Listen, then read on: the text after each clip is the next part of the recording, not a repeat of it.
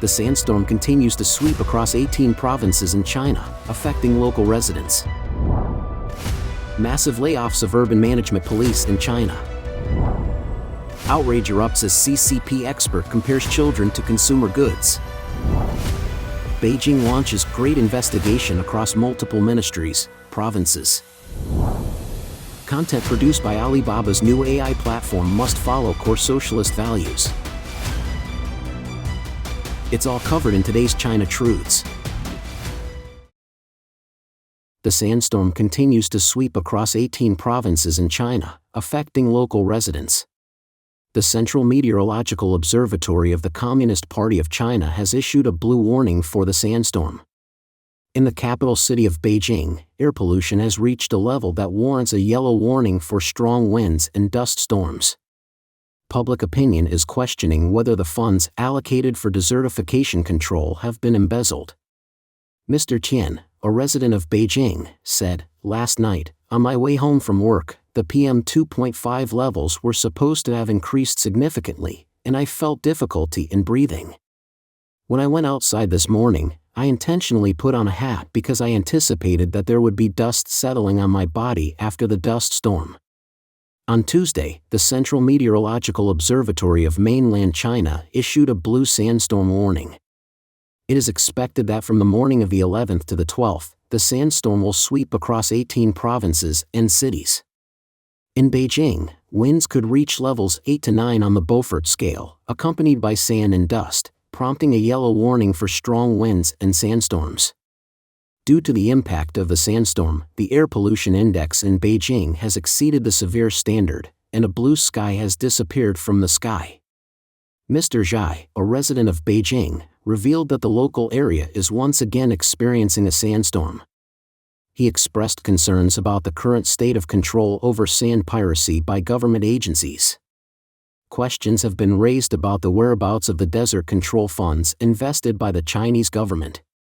Mr. Wei, a resident of Haidian District, Beijing, said, "The sandstorm today is very severe.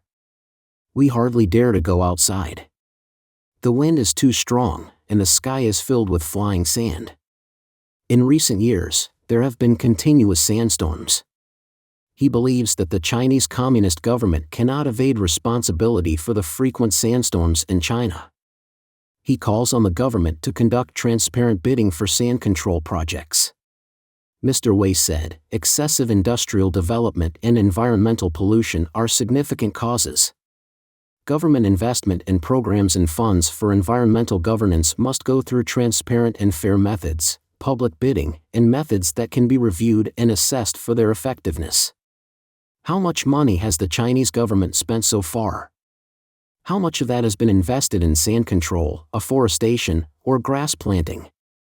Are the reported figures credible and reliable? It is highly doubtful. Massive layoffs of urban management police in China. The finances of the Chinese government are tight, and many local governments have started to streamline their non-permanent personnel. There have been reports online of a large number of auxiliary police and non-permanent urban management officers being laid off, leaving them in desperate tears. In March of this year, the Chinese government issued a directive to reduce the staffing levels of all departments of central government agencies by 5%, and required all provinces to set their own targets for staff reductions. So far, there has been no news of significant downsizing of local governments, but many governments have started to lay off non-permanent employees. According to reports from local media, official agencies in Harbin, Heilongjiang, Chuxiong, Yunnan, Huizhou, Guangdong, Fangxian and Jianli, Hubei, Linxiang, Hubei, Hulinbyer, Inner Mongolia, Tongcheng, Anhui, and Wanning, Hainan, are all currently reducing staff. Among them, Harbin has announced that the process of restructuring and standardizing non-civil service staff will commence in March and conclude by the end of June. Recently released budget guidelines for 2023 by Chuxiong, Yunnan, mention that 265 non-civil service staff will be recruited, accounting for approximately 6.5%. On April 7, the editorial office of the Tapian Municipal Party Committee in Hubei Province also published an article affirming that the local government had discovered 3,400 non-civil service staff hired by city units. This represents a decrease of 9% compared to the same period last year. In official organizations of the PRC, non-civil service staff hold relatively low positions and often serve as the frontline workforce. Therefore, there has been a widespread layoff of non-civil service staff by functional agencies, which has resulted in numerous complaints from affected employees. An employee of an official organization in an undisclosed location posted online that after the non-civil service staff was laid off, even deputy directors were forced to work late into the night along with other employees. There have been regular reports of non-civil service city officials being dismissed nationwide. The current state of China's economy is experiencing a severe recession, and the finances of the Chinese Communist Party are tightening. Some netizens commented, the dismissal of officials from the new Urban Management Committee is just the beginning, followed by teachers, doctors, and nurses, lower and middle levels. The Chinese Communist regime is facing danger. Outrage erupts as CCP expert compares children to consumer goods. CCP regime's experts have been ridiculed by the public for making ignorant and unethical comments and proposals. Recently, their economic experts accused young Chinese couples of not having children, stating that children are durable consumer goods, which has sparked outrage and condemnation from the online community. On April 11, the Sina Finance Night of the China International Consumer Products Expo 2023, organized by mainland China's Sina Finance, was held in Haikou City, Hainan Province. During the event, Wenling Chen, chief economist at the International Economic Exchange Center of the People's Republic of China, stated that it is a mistake for young people not to have children. Chen also noted that according to the economic theory of human behavior by economist Gary Becker, children are also consumer goods. They are long-term consumer goods that can bring long-term returns to you, and without children, you will not have durable consumer goods, and the value of children exceeds that of other consumer goods that you buy. Chen Wenling is also a former director of the research office of the Party School of the Communist Party of China and an expert on the Ministry of Commerce. On that night, not having children is a mistake for young people became the most trending topic on Weibo, with netizens expressing immense anger.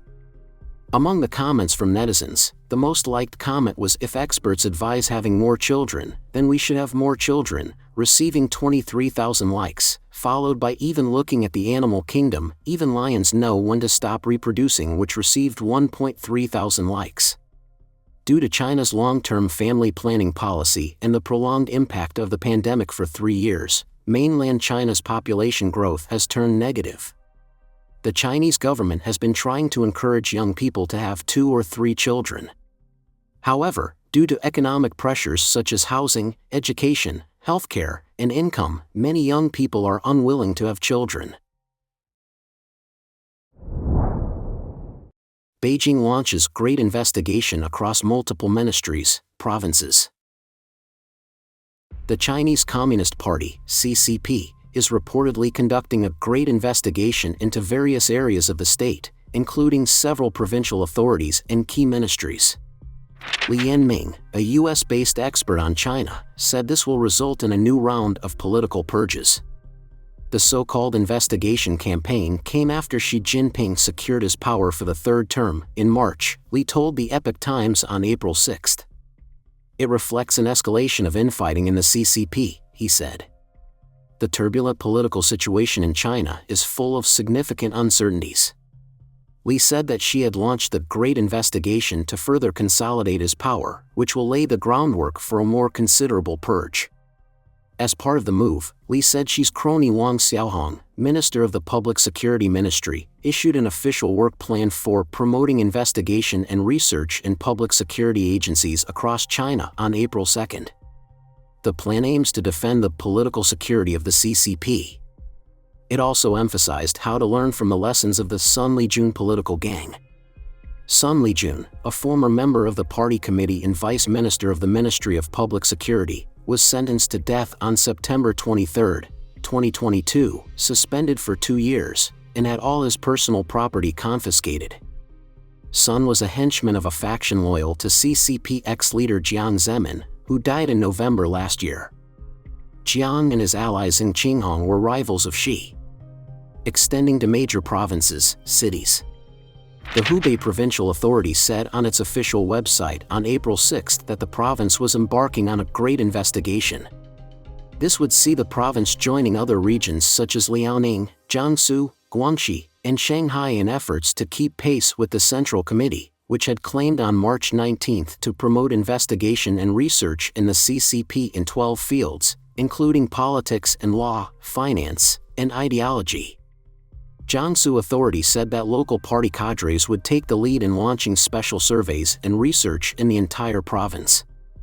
Financial systems will also be looked into, as outlined by Xian Chang, the vice governor of China's central bank, on April 4. The vigorous investigation and research of financial systems will include how to incorporate various economic activities into supervision and guard the bottom line against systemic risks, Xian said at the China Finance Association's 2023 academic conference, according to a report on Chinese portal Sina. On the same day, the mouthpiece People's Daily published a commentary declaring that more efforts should be made to make the investigation and research more profound and practical. Why a big investigation? Li argues that 2 factors explain why Xi intends to investigate the CCP on a large scale after he came to power. First, the communist regime is currently in internal and external difficulties, and crises from domestic population, food, economic, financial, social morality, and security are intertwined. However, the data in CCP officialdom in various fields are, to some extent, falsified. In this case, it is necessary to map out the situation of the crisis in each area for Xi, said Li. Second, Xi's former political rivals Jiang Zemin and Xing Qinghong's powerful clique had a long history of manipulating critical sectors, state-owned enterprises, and the banking industry, which were all crucial to the country's livelihood. Crises in various areas of Chinese society are closely tied to internal struggles at the CCP's high-ranked interest groups, Li said. In less than half a year since the 20th Party Congress ended on October 26, 2022, the Central Commission for Discipline Inspection has declared the arrests of 23 central management cadres, those appointed by the Central Committee and filed with the CCP Organization Department, generally at the vice ministerial level or above. 16 of these were investigated in 2023, and 9 of whom fell in less than a month after the 2 sessions, including 3 financial executives, Li Xiaopeng, former party secretary and board chairman of the Everbright Group, Lu Lianga, former party secretary and chairman Bank of China, and Fanny Fei, a member of the party committee and vice president of the People's Bank of China, or China's central bank. Many senior officials at the provincial and local levels have fallen from power, with political and legal affairs, military industry, finance, and state-owned enterprises being the main targets of the purge since Xi again took office last year. Political movements. According to Li's analysis, the investigation campaign in the CCP's history is somewhat related to the life and death crisis of the communist regime. A great investigation and research was proposed by the communist regime's first leader Mao Zedong. Mao called on the entire party to promote investigation and research at the 9th plenary session of the 8th Central Committee in early January 1961, when the country's economy was in serious plight, and his governance was questioned by the party, and internal struggles in the CCP intensified. This occurred after Mao launched the Great Leap Forward, which eventually led to the Great Famine of 1958 to 1962, where tens of millions of Chinese died. At the 7,000 Cadres Conference, the Central Committee's enlarged working meeting, in early 1962, then State Chairman Liu Shaoqi criticized Mao's Great Leap Forward and other policies. This angered Mao, who started the Four Cleanup movement in 1963 as a precursor of the Cultural Revolution in 1966, during which Liu was tortured to death. Eliminating dissidents. Jida, a China expert, told the Epoch Times on April 6 that the so-called investigation and research campaign is a product of the CCP system. The communist regime conducted frequent campaigns because it needed to centralize control through campaigns, which manifested itself in the exclusion of dissidents, Xi said. As a totalitarian power, if the CCP wants to do anything, they must have an utterly submissive team, so they have to exclude dissidents, Xi said. The authoritarian system has a high degree of monopoly of power and absolutely no sharing with others. Otherwise, the rigid system will not work. The CCP must always eliminate dissidents as it fears reprisals by dissidents if they get hold of power, Xi said. Therefore, the party keeps cleaning up dissidents, offending others, and making more enemies. Finally, they will be isolated and heading to a dead end, Xi said.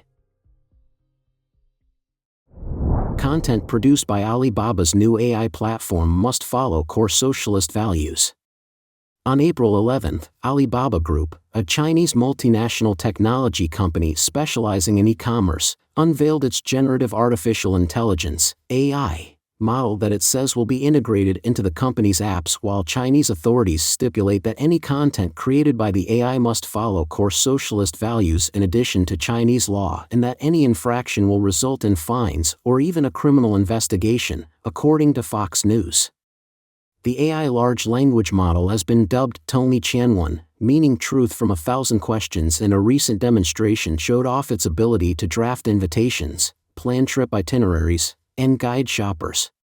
Alibaba intends to integrate AI into its workplace messaging app DingTalk first, followed by integration into its voice assistant Tmall Genie. According to Fox Business, Daniel Zhang, an Alibaba CEO, said the tech will bring about big changes to the way we produce, the way we work, and the way we live our lives. While a formal launch of the AI is still pending, reportedly, the chatbot is currently available for beta testing and will be opened up for businesses to try this Friday, when Alibaba's cloud unit plans to release Tongli Qianwen to clients who will have the ability to build their own customized large language models. The new AI will not only be competing with GPT-4, developed by OpenAI and Google's Bard, but will also be competing with Baidu-built Ernie Ba, which reportedly has the ability to solve mathematics queries, respond to questions on Chinese literature, and generate images and video. Please share your thoughts in the comment section below. Don't forget to subscribe to our channel and turn on the notification bell to get the latest video, and thank you for tuning in.